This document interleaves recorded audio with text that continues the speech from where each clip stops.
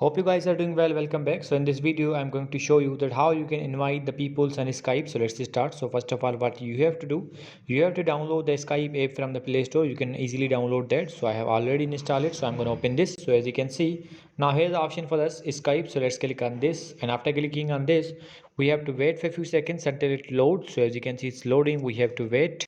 So as you can see, it's now done. Simply what we need to do, we have to go to the contact section, and after going to the contact section, as you can see, you will see your all contacts here.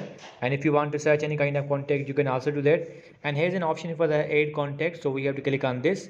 And after clicking on this, as you can see, if you want to search anyone's contact, you can also do that. Simply you just need to write the number. For example, I'm going to write the number here. For example, I'm going to write this one, and now here we are going to, as you can see, the first number is YouTube friend. And after that, as you can see, there's an option for the invite to Skype. If you want to invite someone, then you have to click on the invite Skype. And after that, you will get your profile here. Like if you want to copy the code, or if you want to invite through QR code, you can also do that. If you want to invite through more apps like Facebook, WhatsApp, Instagram, and Snapchat, and all the apps are provided here.